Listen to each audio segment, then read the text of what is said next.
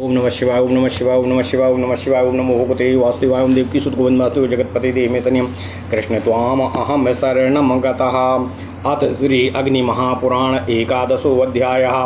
रामायण उत्तरकांडम। नारदुवाचो राजस्थं राघवं जगमूरास्त्याद्यासु पूजिताः ऋषयः ऊचु धन्यस्त्वं विजयैयस्मादिन्द्रिजिद्वे निपातिताः ब्रह्मात्मजः पुलस्योद्भूद्विजास्रास्तस्य कैकसी। ओम नमः शिवाय। पुष्पोत्कटा भूतप्रथमा तत्पुत्रो भूद्वनेश्वरः कैकस्यां रावणो यज्ञे विषादबाहुर्दशाननाः तपसा ब्रह्मदत्तेनो वरेणो जितदैवतः कुम्भकर्णासनिन्द्रो भूधर्मिष्ठो भूद्विभीषणः स्वसा शूर्पणखा तेषां रावणान् मेघनादकः इन्द्रं जित्वेन्द्रजिच्चादा भूद्रवणादधिको बली हतस्त्वया लक्ष्मणेन देवादेक्षेममिच्छताः। नारदुवाचो इत्युक्त्वा ते गता विप्रा अगस्ताद्या नमस्कृताः देवप्रार्थिते रामोक्ता शत्रुघ्नो लवणार्दनः अभूत्पूर्मथुरा चाद्रि काचिद्रामोक्तो भरतो बधीतो कोटित्रयं च शैलूषो पुत्राणां निशितैः शरैः शैलूषं द्रप्तगन्धर्वं सिन्धुतीरनिवासिनं तक्षं च पुष्करं पुत्रं स्थापयित्वाथ देशयोः। ओम नमः शिवाय, ओम नमः शिवाय, ओम नमः शिवाय, ओम नमो भगवते वासुदेवाय, ओम देवकी सुत गोविंद वासुदेव जगतपति देहमेतनियं कृष्ण त्वाम अहम शरणं गतः।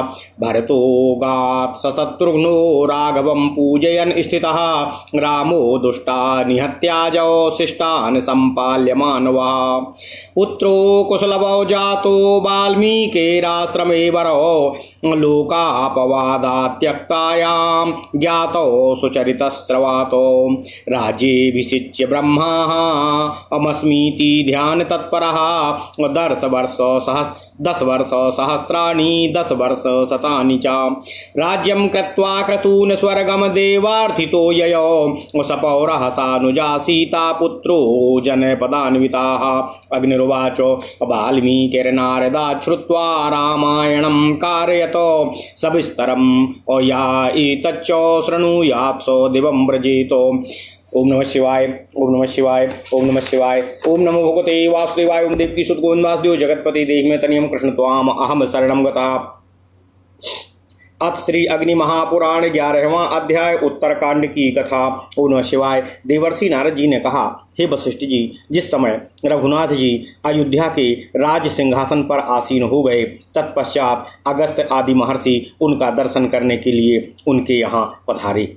उनका भली भांति स्वागत सत्कार हुआ। उसके बाद उन ऋषियों ने कहा, हे भगवान, आप धन्य हैं जो लंका में विजय हुए और इंद्रजित जिस प्रकार राक्षसों को इंद्रजित जैसे राक्षसों को मार गिराया। हम उनकी उत्पत्ति की कथा आपको बतलाते हैं, आप उसे सुनने की कृपा करें। ब्रह्मा जी के पुत्र मुनिवर पुलस्त जी हुए और पुलस्त से महर्षि विश्रवा का जन्म हुआ। उनकी 2 पत्नियां थीं, पुंड्योत्कटा और कैकसी। उनमें पुंड्योत्कटा ज्येष्ठ थी। उनके गर्भ से धनाध्यक्ष कुबेर का जन्म हुआ, जिसके 10 मुख और ब्रह्मा जी ने उनको वरदान दिया, जिससे उसने समस्त देवताओं को जीत लिया। कैकसी के दूसरे पुत्र का नाम कुंभकर्ण और तीसरे पुत्र का नाम विभीषण था। कुंभकर्ण सदा नींद में पड़ा रहता था, किंतु विभीषण बड़े धर्मात्मा थे। इन तीनों की बहन शूर्पणखा थी।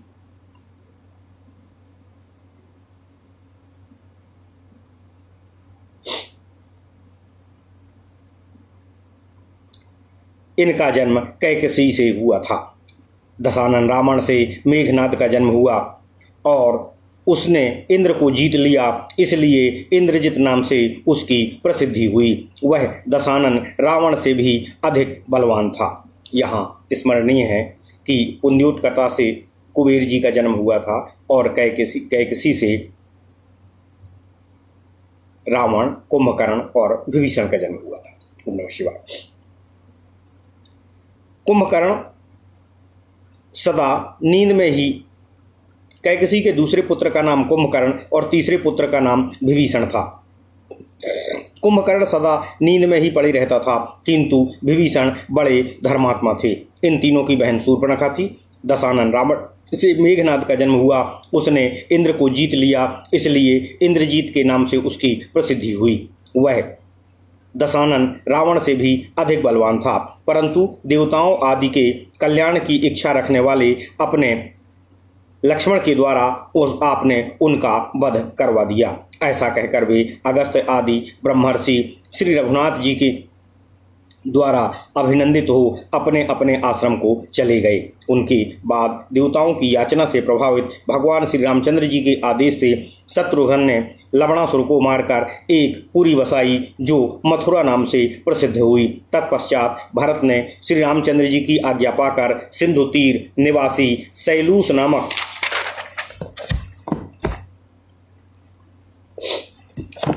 नामक बलोन्मत्त गंधर्व तथा उसके 3 करोड़ वंशजों का अपने तीखे बाणों से विनाश किया। तत्पश्चात उस देश के गांधार और मद्र 2 विभाग करके उनमें अपने पुत्र तक्ष और पुष्कर को स्थापित कर दिया। ओम नमः शिवाय। इसके बाद भरत और शत्रुघ्न अयोध्या चले आए और वहां भगवान श्री रघुनाथ जी की आराधना करते हुए उनके साथ रहने लगे। श्री रामचंद्र जी ने दुष्ट पुरुषों क्रुद्ध का युद्ध में विनाश किया और शिष्ट पुरुषों को दान आदि के द्वारा भली भांति पालन किया। उन्होंने लोकापवाद के भय से अपनी धर्मपत्नी सीता को वन में छोड़ दिया। वहां वाल्मीकि मुनि के आश्रम में उनके गर्भ से 2 श्रेष्ठ पुत्र उत्पन्न हुए, जिनके नाम कुश और लव थे। उनके श्रेष्ठतम चरित्रों को सुनकर भगवान श्री रामचंद्र जी को भली भांति निश्चय हो गया कि ये मेरे ही पुत्र हैं। तत्पश्चात उन दोनों को कौशल के 2 राज्यों पर उन्होंने अभिषिक्त कर दिया। मैं ब्रह्म हूँ, इसकी भावना पूर्वक ध्यान योग में स्थित होकर उन्होंने देवताओं की याचना से भाइयों और पुरवासियों सहित अपने परम धाम में प्रवेश किया। अयोध्या में 11,000 वर्षों तक राज्य करके वे अब अनेक यज्ञ का अनुष्ठान कर चुके थे। उसके बाद सीता के पुत्र कौशल जनपद के राजा हुए। ओम नमः शिवाय। अग्निदेव ने कहा कि हे महर्षि वशिष्ठ, देवर्षि नारद से यह कथा सुनकर महर्षि वाल्मीकि ने विस्तार पूर्वक रामायण नामक महाकाव्य की रचना की। जो इस प्रसंग को सुनता है वह स्वर्गलोक को जाता है। इस प्रकार महापुराणों में श्रेष्ठ श्री विष्णु वामपाद स्वरूप कृष्ण द्वैपायन भगवान व्यास कृत श्री अग्नि महापुराण अंतर्गत आगत विषयों का विवेचन संबंधी 11वां अध्याय पूरा हुआ। इत्यादि महापुराणे भगवान वेद व्यासकृत श्री विष्णु वामपाद स्वरूपे श्री अग्नि महापुराण अंतर्गते रामायण उत्तरकांड 11वां अध्याय। ओम नमः शिवाय। ओम नमः शिवाय। ओम नमः शिवाय। ओम नमो भगवते वासुदेवाय। ओम देवकी सुत गोविंद वासुदेव जगतपति देहि तनेम कृष्ण त्वाम अहम सनमता। अथ श्री अग्नि महापुराण 12वां अध्यायः। कृष्णावतार कथा प्रसंगः। अग्निरुवाच हरिवंशं प्रवक्ष्यामि विष्णुनाभ्याम्बुजातजः ब्रह्मणो स्त्रीस्ततः सोमाज्जातः पुरुर्वाः तस्मादायोरभूतस्मान्नहुसोतो यथातिकः यदुं चातुर्वसुं तस्माद्देवयानी व्यजायतो दुह्युं चानुं च पूरुं च शर्मिष्ठ वर्ष पर्वणि यदोः कुले यादवाश्च वासुदेवास्तदुत्तमाः भुवो भारावतारार्थं देवक्याम वासुदेवतः हिरण्यकशिपोः पुत्राः षड्गर्भा योगनिद्रयाः विष्णु प्रयुक्तया नीता देवकी जठरं पुरा अभूच सप्तमो गर्भो देवक्याम जठरादवलो संक्रामितो भूद्रोहिण्यां रोहिणे अस्ततो हरि कृष्णाष्टाम्यां च नभसि अर्धरात्रे चतुर्भुजाः देवक्याम वासुदेवेनो स्तुतो बालो द्विबाहुकाः वसुदेव कंसभायाद्या सोदाशयनेन यतो यशोदा बालिकामुग्रह्य देवकी शयनेन यतो कंसो बालाध्वनिं श्रुत्वा तां चिक्षेप शिलातले भारितोऽपि सा देवक्यां मृत्युर्गर्भोष्टमो मम श्रुत्वा शरीरिणो वाचो मतो गर्भास्तु मारिताः। ओम नमः शिवाय, ओम नमः शिवाय, ओम नमः शिवाय, ओम नमो भगवते वासुदेवाय। ओम देवकी सुत गोविंद वासुदेव जगत्पते देहि मे तनियं कृष्ण त्वाम अहं शरणं गतः। सा क्षिप्त्वा बालिका कंसो माकाशस्याब्रवीदिदम्। ओम नमः शिवाय। बालिको वाचो किं मया क्षिप्तया कंसो जातो यस्त्वां वधिष्यति सर्वस्वभूतो देवानां भूभारो हरणाय सा। अग्निर्वाचो इत्युक्त्वा सा च शुम्भादीन् हत्वा इन्द्रेण च स्तुता आर्या दुर्गा देवगर्भा अंबिका भद्रकाल्यपीः भद्राक्षेम्याक्षेमकरी नैकबाहुर्नमामि ताम् त्रिसन्ध्यां यः पठेन्नामो सर्वकामांसो चाप्नुयातो। कंसोऽपि पूतनादीश्च प्रेषयद बालनाशने यशोदापतिनन्दाय वासुदेवेनोचार्पितोः रक्षणाय च कंसादेर्भीतेनैव हि गोकुले रामकृष्णो चेरतुस्तो गोभिर्गोपालकः सह सर्वस्य जगतापालो गोपालो तो बभूवतुः कृष्णश्चोलूखले बद्धो दाम्ना व्यग्रा यशोदयाः यमलार्जुन मध्ये गात् भग्नो च यमलार्जुनो परिवृत्तस्य सकटाः पादक्षेपात् स्तनार्थिनाः पूतना स्तनपानेन साहता हन्तुमुद्यताः वृन्दावनगता कृष्णाः कालियं यमुना हृदातो जित्वा निःसार्यं चाब्धिस्थं चकार बलसंस्तुता क्षेमं तालवनं चक्रे हत्वा धेनुक गर्दभम् अरिष्टवृषभं हत्वा केशिनं हैरूपिणं साक्रोत्सवं परित्यज्य कारितो गोत्रयज्ञकाः। ओम नमः शिवाय। पर्वतं धारयित्वा च सक्राद वृष्टि निवारिताः नमस्कृतो महेन्द्रेण गोविन्दोऽथार्जुनोऽर्पिताः इन्द्रोत्सवस्तु तुष्टेन भूयः कृष्णेन कारितः रथस्थो मथुरां चागात् संसोक्ता क्रूर संस्तुताः गोपीभिर्नुरक्ताभिः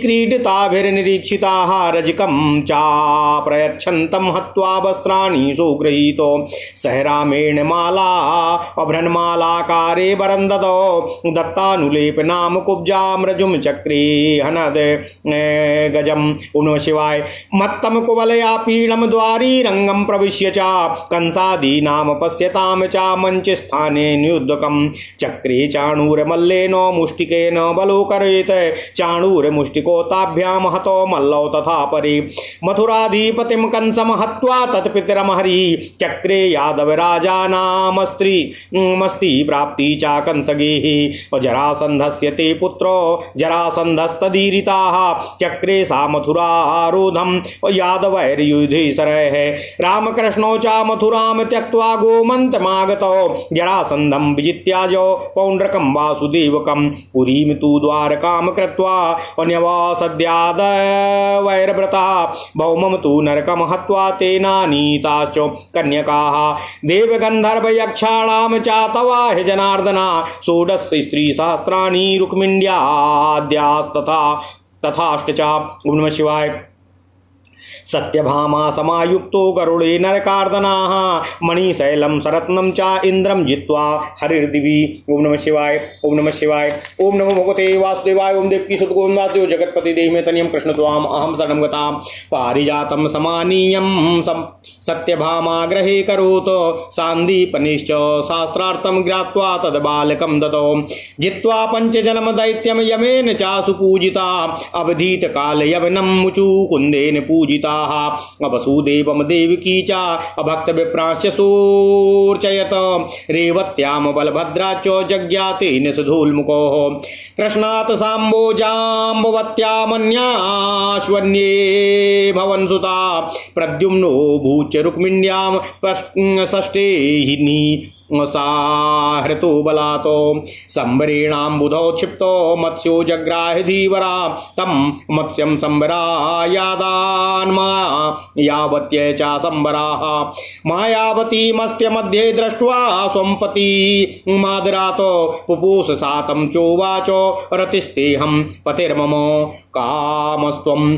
शम्भुनानङ्गो क्रतोऽहं संबरेण च हृता नातस्य पत्नीं त्वं मायाज्ञा सांबरम जहि तच्छ्रुत्वा सांबरम हत्वा प्रद्युम्नं सभार्यया मायावत्या ययौ कृष्णं कृष्णो हृष्टोत रुक्मिणी प्रद्युम्नाननिरुद्यो अभू दुसापतिरुदारधी बाणो बलिसुतस्तस्य सुतोषा शोणितं पुरं तपसा शिवपुत्रो भूनयूरध्वज पातता अयोध्यं प्राप्स्यति बाणं त्वं बाणं तुष्टो शिवोऽभ्यधातो शिवेन क्रीडति गौरीं दृष्टवोसा सस्पृहापतो तामाह गौरी भर्ता ते निशि स्वप्ने तु दर्शनातो वैशाख मास द्वादश्याम् अपमान भर्ता भविष्यति गौरयुक्ता हर्षिता चोगा ग्रहे सुप्ता ददर्श ततो ओम नमः शिवाय ओम नमः शिवाय आत्मनाम संगतम ज्ञात्वा तत्संख्याम चित्रलेखया लिखिताद्वय चित्रपटादनिरुद्धं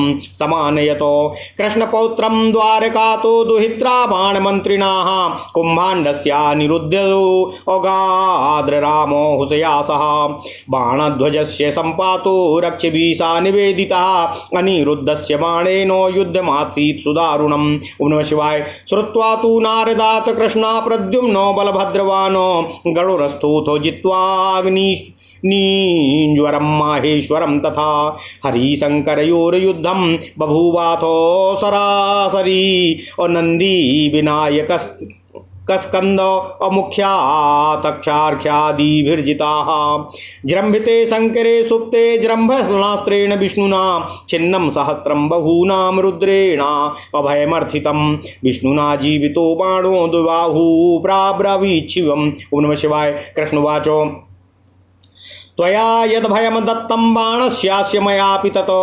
आवयोर्नास्ति भेदो वै भेदी नरकमाप्नुयात् शिवाद्यै पूजितो विष्णु सानिरुद्ध्यो उषादियुको द्वारकां तु गतो रेमे उग्रसेनादि यादवैः अनिरुद्धात्मजो वज्रो मार्कण्डेयात्तु सर्ववितो बलभद्रा प्रलम्बघ्नोः और यमुनाकर्षणो भवतो ओम नमः शिवाय ओम नमः शिवाय ओम नमः शिवाय ओम नमो भगवते वासुदेवाय ओम देवकी सुतगोन वासुदेव जगतपति देहि मे तनियम कृष्ण त्वाम अहम शरणं गता दुविदस्य कपिर्भेता अकौरवो नमादनासनः हरिरे मेनेकमूर्ति रुक्मिण्यादिभिरीश्वराः पुत्रानुत्पादयामासो तो संख्यातांस यादवानो हरिवंशं पठेद्यस्तु प्राप्त कामो हरिं व्रजेतो ओम नमः शिवाय ओम नमः शिवाय ओम नमः शिवाय ओम नमो भगवते वासुदेवाय ओम देवकी सुतगोविंद वासुदेव जगतपति देहि मे तनियम कृष्ण त्वाम अहम शरणं गतः ओम नमः शिवाय ओम नमः शिवाय ओम नमः शिवाय ओम नमो भगवते वासुदेवाय ओम देवकी सुतगोविंद वासुदेव जगतपति देहि मे तनियम कृष्ण त्वाम अहम शरणं गतः अथ श्री अग्नि महापुराण 12वां अध्याय हरिवंश का वर्णन एवं श्री कृष्णावतार की चर्चा। ओम नमः शिवाय ओम नमः शिवाय। अग्निदेव जी ने कहा, हे वशिष्ठ जी, अब मैं आपको हरिवंश का वर्णन करने जा रहा हूँ। भगवान श्री हरि विष्णु के नाभि कमल से ब्रह्मा जी का प्रादुर्भाव हुआ। ब्रह्मा जी से अत्रि, अत्रि से सोम, सोम से बुध एवं बुध से पुरुरवा उत्पन्न हुए। पुरुरवा की आयु, पुरोरवा से आयु, आयु से नहुस तथा नहुस से ययाति का जन्म हुआ। ययाति की पहली पत्नी देवयानी ने यदु और तुर्वसु नामक 2 पुत्रों को जन्म दिया। उनकी दूसरी पत्नी शर्मिष्ठा के गर्भ से जो बृहस्पति की पुत्री थी, दुह्यु, अनु और पुरु, ये 3 पुत्र उत्पन्न हुए। यदु के वंश में यादव नाम से प्रसिद्ध क्षत्रिय उत्पन्न हुए। उन सभी में भगवान वासुदेव कृष्ण सर्वश्रेष्ठ थे। परम पुरुष भगवान श्रीहरि विष्णु ही इस पृथ्वी का भार उतारने के लिए वासुदेव और देवकी के पुत्र के रूप में प्रकट हुए थे। भगवान श्रीहरि विष्णु की प्रेरणा से योग निद्रा ने क्रमशः 6 गर्भ जो पूर्व जन्म में हिरण्यकशिपु के पुत्र थे देवकी के उदर में स्थापित किए। देवकी के उदर से 7वें गर्भ के रूप में बलभद्र जी प्रकट हुए। ये देवकी से रोहिणी के गर्भ में खींचकर प्रस्थापित किए गए थे, इसलिए इनको संकर्षण नाम तथा रोहिणी नाम भी दिया गया है। उसके बाद श्रावण मास के कृष्ण पक्ष की अष्टमी को अर्धरात्रि के समय 4 भुजाधारी भगवान श्री हरि विष्णु कृष्ण रूप में प्रकट हुए। उस समय देवकी और वसुदेव ने उनका स्तवन किया। तत्पश्चात वे 2 बाहों वाले नन्हे से बालक के रूप में रूपांतरित हो गए। वासुदेव जी ने कृष्ण के भय से अपने शिशु को यशोदा की सैया तक पहुंचा दिया और यशोदा की नवजात बालिका को देवकी की सैया पर लाकर सुला दिया। बच्चे के रोने की आवाज सुनकर कंस आ पहुंचा और देवकी के मना करने पर भी उसने उस नवजात बालिका को उठाकर शिला पर पटक दिया। उसने आकाशवाणी में सुन रखा था कि देवकी के 8वें गर्भ से ही मेरु मृत्यु का कारण बनने वाला कृष्ण पुत्र जन्म लेगा, इसलिए उसने देवकी से उत्पन्न हुए सभी शिशुओं को इसी प्रकार मार डाला था। ओम नमः शिवाय, ओम नमः शिवाय, ओम नमः शिवाय, ओम नमो भगवते वासुदेवाय, ओम देवकी सुत गोविंद वासुदेव जगतपते देहि तनियम कृष्ण त्वाम अहम शरणम गता। श्री अग्निदेव जी कहते हैं, हे वशिष्ठ जी, कंस के द्वारा शिला पर पटकी हुई वह बालिका आकाश की ओर उड़ गई और वहीं से इस तरह बोली, हे कंस, मुझको पटकने से अब आपको क्या लाभ होगा? जिनके हाथ से तुम्हारा वध होना है वे देवताओं के सर्वस्वभूत भगवान तो इस पृथ्वी का भार उतारने के लिए पहले ही अवतार ले चुके हैं। ऐसा कहकर वह चली गई। उसी ने देवताओं की याचना से शुंभ आदि दैत्यों का वध किया। तत्पश्चात इंद्र ने इस तरह स्तुति की जो आर्या, दुर्गा, देवगर्भा, अंबिका, भद्रकाली, भद्रा, क्षेम्या, क्षेमकारी तथा नयकबाहु आदि नामों से प्रसिद्ध हुई। उन जगदम्बा को मैं नमस्कार करता हूँ। जो तीनों समय इन नामों का पाठ करता है उसकी सभी कामनाएं पूर्ण हो जाती हैं। उधर कंस ने भी बालिका की बात सुनकर नवजात शिशुओं का वध करने के लिए पूतना आदि को चारों तरफ भेज दिया। कंस आदि के डर से डरे हुए वासुदेव ने अपने दोनों पुत्रों की रक्षा के लिए उनको गोकुल में यशोदापति नंद जी को सौंप दिया था। वहां बलराम और श्री कृष्ण दोनों भाई गौवों तथा ग्वाल वालों के साथ विचरा करते थे। यद्यपि वे संपूर्ण जगत के पालक थे तो भी ब्रज में गोपालक बनकर रहना उन्होंने पसंद किया। एक बार भगवान श्री कृष्ण के ऊधम से तंग आकर मैया यशोदा ने उनको रस्सी से ऊखल से बांध दिया था। वे ऊखल को घसीटते हुए 2 अर्जुन वृक्षों के बीच से निकले। इससे वे दोनों वृक्ष टूटकर गिर पड़े। एक दिन भगवान श्री कृष्ण एक बछड़े के नीचे सो रहे थे। वे माता का स्तनपान करने की इच्छा से अपने पैर फेंक फेंक कर रोने लगे। उनके पैर का हल्का सा आघात लगते ही वह छकड़ा उलट गया। पूतना अपना स्तन पिलाकर भगवान श्री कृष्ण को मारने के लिए उद्यत हुई, किंतु भगवान श्री कृष्ण से ही उसका काम तमाम हो गया। उन्होंने वृंदावन में जाने के पश्चात कालिया नाग को पराजित किया और यमुना के कुंड से निकालकर उसे समुद्र में भेज दिया। बलराम जी के साथ जा गधे का रूप धारण करने वाले धेनुकासुर को मारकर उन्होंने तालवन को क्षेम युक्त बना दिया तथा वृषभ रूपधारी अरिष्टासुर और अश्वरूपधारी केसी को मारकर तत्पश्चात भगवान श्री कृष्ण ने इंद्रयाग के उत्सव को बंद कराया और उसके स्थान पर गिरिराज गोवर्धन की पूजा का प्रचलन प्रारंभ किया। उनसे कुपित होकर इंद्र ने जो वर्षा प्रारंभ किया उसका निवारण भगवान श्री कृष्ण ने गोवर्धन पर्वत को अपने हाथ में धारण करके किया। अंत में महेंद्र ने आकर भगवान श्री कृष्ण के चरणों में मस्तक झुकाया और उनको गोविंद की पदवी प्रदान की। तत्पश्चात अपने पुत्र अर्जुन को उनको सौंपा। इससे संतुष्ट होकर भगवान श्री कृष्ण ने पुनः इंद्रयाग का भी उत्सव प्रारंभ करवा दिया। इसके बाद एक दिन वे दोनों भाई कंस का संदेश लेकर आए हुए अक्रूर जी के साथ रथ पर बैठकर मथुरा चले गए। जाते समय भगवान श्री कृष्ण में अनुराग रखने वाली गोपियां, जिनके साथ वे भांति भांति की मधुर लीलाएं रच कर रहे थे, उनको बहुत देर तक निहारती रहीं। मार्ग में अक्रूर जी ने उनकी स्तुति की। मथुरा में एक रजक को, जो बहुत बढ़ चढ़कर बातें कर रहा था, मारकर श्री कृष्ण ने उसके सारे वस्त्र अपहरित कर लिए। एक माली के द्वार पर उन्होंने बलराम जी के साथ फूल की मालाएं धारण की और माली को श्रेष्ठतम वर दिया। कंस की दासी कुबड़ी ने उनके शरीर में चंदन का लेप कर दिया। इससे प्रसन्न होकर भगवान श्री कृष्ण ने उसका कुबड़ापन दूर कर उसे एक सुडौल और सुंदरी बना दिया। आगे जाने पर रंगशाला के द्वार पर खड़े हुए कुबलिया पीड़ नामक मतवाले हाथी को मारा और रंगभूमि में प्रवेश करके भगवान श्री कृष्ण ने मंच पर बैठे हुए कंस आदि राजाओं के समक्ष चाणूर नामक मल्ल के साथ उसके ललकारने पर कुश्ती लड़ी और बलराम ने मुष्टि नाम वाले पहलवान के साथ दंगल शुरू किया। ओम नमः शिवाय। उन दोनों भाइयों ने चाणूर, मुष्टि तथा अन्य पहलवानों को भी बात ही बात में मार गिराया। इसके बाद भगवान श्री हरि विष्णु ने मथुराधिपति कंस को मारकर उनके पिता उग्रसेन को यदुवंशियों का राजा बना दिया। कंस के दो रानियां थीं, अस्ति और प्राप्ति। वे दोनों जरासंध की पुत्रियां थीं। उनकी प्रेरणा से जरासंध मथुरापुरी पर घेरा डाल दिया और युद्ध करने को उद्यत हो गया। यदुवंशियों के साथ बाणों से युद्ध करने लगा। बलराम और भगवान श्री कृष्ण जरासंध को पराजित करके मथुरा छोड़कर गोमंत पर्वत पर चले गए और द्वारका नगरी का निर्माण करके वहीं यदुवंशियों के साथ रहने लगे। उन्होंने युद्ध में वासुदेव नामक धारण करने वाले पौंड्रक को भी परास्त कर मार डाला और भूमिपुत्र नरकासुर का वध करके उसके द्वारा हर ली गई देवताओं, गंधर्व तथा यक्षों की कन्याओं के साथ विवाह किया। भगवान श्री कृष्ण की 16,008 रानियां थीं, उसमें रुक्मिणी आदि प्रधान थीं। इसके बाद नरकासुर का दमन करने वाले भगवान श्री कृष्ण सत्यभामा के साथ गरुड़ पर आरूढ़ होकर ओम नमः शिवाय, ओम नमः शिवाय, ओम नमः शिवाय, ओम नमो भगवते वासुदेवाय, ओम देवकी सुत गोविंदास्तु जगतपते देहि तनियम कृष्ण त्वाम अहम शरणं गता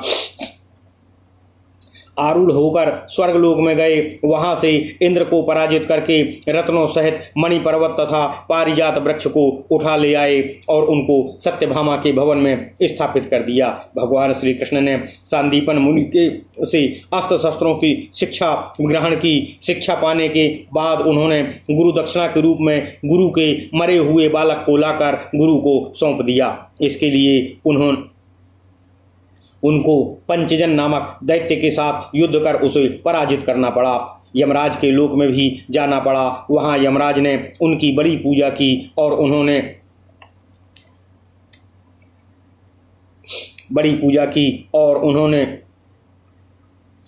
राजा मुचकुंद के द्वारा काल यवन का वध करवा दिया। उस समय मुचकुंद ने भी भगवान श्री कृष्ण की पूजा की। भगवान श्री कृष्ण वासुदेव, देवकी तथा भगवत भक्त ब्राह्मणों का बड़ा आदर सत्कार करते थे। बलभद्र जी के द्वारा रेवती के गर्भ से निषठ और उल्मुख नामक 2 पुत्र उत्पन्न हुए।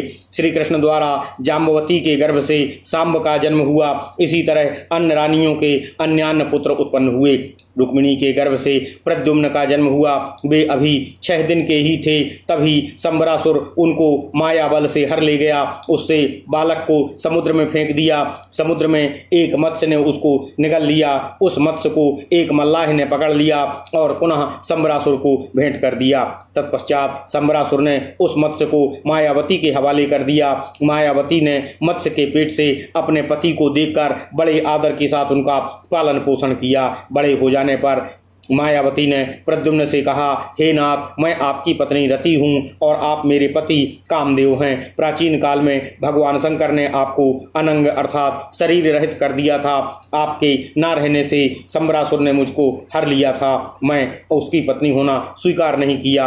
आप माया के ज्ञाता हैं, इसलिए संबरासुर का वध कीजिए। यह सुनकर प्रद्युम्न ने संबरासुर का वध किया और अपनी भार्या मायावती के साथ वे भगवान श्री कृष्ण के पास चले आए। उनके आगमन से भगवान श्री कृष्ण और रुक्मिणी को बड़ी प्रसन्नता हुई। प्रद्युम्न से उदार बुद्धि अनिरुद्ध का जन्म हुआ। वे बड़े होने पर उषा के स्वामी हुए। राजा बलि के बाण नामक पुत्र था। की पुत्री का नाम उषा था। उसका निवास स्थान श्रोणितपुर में था। बाण ने बड़ी भारी तपस्या की, जिससे प्रसन्न होकर भगवान सदाशिव ने उनको अपना पुत्र मान लिया था। एक दिन भगवान सदाशिव जी से बलोन्मत्त बाणासुर को युद्ध विषयक इच्छा को से संतुष्ट करने के लिए कहा। जिस दिन भगवान शिव ने कहा, हे बाण, जिस दिन तुम्हारे महल का मयूर ध्वज अपने आप टूटकर गिर जाएगा, उस दिन यह समझना कि आपको युद्ध करने का सौभाग्य प्राप्त होगा। एक दिन कैलाश पर्वत पर भगवती पार्वती भगवान शंकर के साथ क्रीड़ा कर रही थीं। उनको देखकर उषा के मन में भी पति की अभिलाषा जागृत हुई। देवी पार्वती ने उनके मनोभाव को समझकर कहा, वैशाख मास की द्वादशी तिथि को रात के समय स्वप्न में जिस पुरुष का आपको दर्शन होगा, वही पुरुष आपका पति होगा। देवी पार्वती जी की यह बात सुनकर उषा बहुत प्रसन्न हुई। कथित तिथि को जिस समय वह अपने गृह में सो रही थी, तो उसको वैसा ही स्वप्न दिखाई दिया। उषा की सखी चित्रलेखा थी। वह बाणासुर के मंत्री कुंभांड की कन्या थी। उसके बनाए हुए चित्रपट से उषा ने अनिरुद्ध को पहचान लिया कि वे ही उसे स्वप्न में मिले थे। उसने चित्रलेखा के द्वारा ही भगवान श्री कृष्ण के पौत्र अनिरुद्ध के द्वारका से अपने यहाँ हरण करके बुलवा लिया। अनिरुद्ध आए और उषा के साथ विहार करते हुए उषा के साथ ही रहने लगे। इसी समय मयूर ध्वज के रक्षकों ने बाणासुर को ध्वज के गिरने की सूचना दी। तत्पश्चात तो अनिरुद्ध और बाणासुर में भयंकर युद्ध हुआ। देवर्षि नारद जी के मुख से अनिरुद्ध के श्रोणितपुर पहुंचने का समाचार सुनकर भगवान श्री कृष्ण प्रद्युम्न और बलभद्र को साथ ले गरुड़ पर बैठकर वहां आए और अग्नि एवं महेश्वर ज्वर को जीतकर भगवान शंकर जी के साथ युद्ध करने लगे। भगवान श्री कृष्ण और भगवान शिव में परस्पर बाणों के आघात प्रत्याघात से युक्त भीषण युद्ध होने लगा। नंदी, गणेश और कार्तिकेय आदि प्रमुख वीरों को गरुड़ आदि ने तत्काल ही पराजित कर दिया। भगवान श्री कृष्ण ने जन्मणास्त्र का प्रयोग किया, जिससे भगवान शंकर जम्हाई लेते हुए सो गए। इसी बीच में भगवान श्री कृष्ण ने बाणासुर की 1000 भुजाएं काट डालीं। ब्रह्मणास्त्र का प्रभाव कम होने पर भगवान सदाशिव जी ने बाणासुर के लिए अभयदान मांगा। तत्पश्चात भगवान श्री कृष्ण ने 2 भुजाओं के साथ बाणासुर को जीवित छोड़ दिया और शंकर जी से इस प्रकार निवेदन कहा। भगवान श्री कृष्ण ने कहा, हे प्रभु, आपने जिस समय बाणासुर को अभयदान दिया था, तो मैंने भी दे दिया था। हम दोनों में कोई भेद नहीं है। जो हम दोनों में भेद मानता है, वह नरक में निवास करता है। श्री अग्निदेव जी ने कहा, हे वशिष्ठ जी, तत्पश्चात भगवान शिव आदि जी ने कृष्ण का पूजन किया। वे अनिरुद्ध और उषा आदि के साथ द्वारका में जाकर उग्रसेन आदि यादवों के साथ पुनः आनंद पूर्वक निवास करने लगे। अनिरुद्ध के वज्र नामक पुत्र हुआ। उसने मार्कंडेय मुनि से विद्याओं का ज्ञान प्राप्त किया। बलभद्र जी, ओम नमः शिवाय, ओम नमः शिवाय, ओम नमः शिवाय, ओम नमो भगवते वासुदेवाय, ओम देवकी सुत गोविंदास्तेय जगतपति देहि तनिम कृष्ण त्वाम अहं तनंगता। बलभद्र जी ने प्रलंबासुर को मारा। यमुना की धारा को खींचकर फेर दिया। द्विविध नामक बानर का विनाश किया तथा अपने हल के अग्रभाग से हस्तिनापुर को गंगा में झुकाकर कौरवों के घमंड को चूर चूर किया। भगवान श्री कृष्ण अनेक रूप धारण करके अपनी रुक्मिणी आदि रानियों के साथ विहार करते रहे। उन्होंने असंख्य पुत्रों को जन्म दिया। अंत में यादवों का उपसंहार करके वे परम धाम को प्रस्थान कर गए। जो इस हरिवंश का पाठ करता है, वह संपूर्ण कामनाएं प्राप्त करके अंत में भगवान श्री हरि विष्णु के सन्निकट उनके लोक में जाता है। ओम नमः शिवाय। इस प्रकार महापुराणों में श्रेष्ठ श्री विष्णु वामपाद स्वरूप कृष्ण द्वैपायन भगवान व्यासकृत श्री अग्नि महापुराण अंतर्गत आगत विषयों का विवेचन संबंधी 12वां अध्याय पूर्ण हुआ। ओम नमः शिवाय, ओम नमः शिवाय। इत्यादि महापुराणे भगवान वेद व्यासकृत श्री विष्णु वामपाद स्वरूपे श्री अग्नि महापुराण अंतर्गते हरिवंश कथा 12वां अध्याय। ओम नमः शिवाय, ओम नमः शिवाय, ओम नमः शिवाय। ओम नमो भगवते वासुदेवाय, ओम देवकी सुत गोविंदास्तेय जगतपति देहि तनिम कृष्ण त्वाम अहं शरणं गता।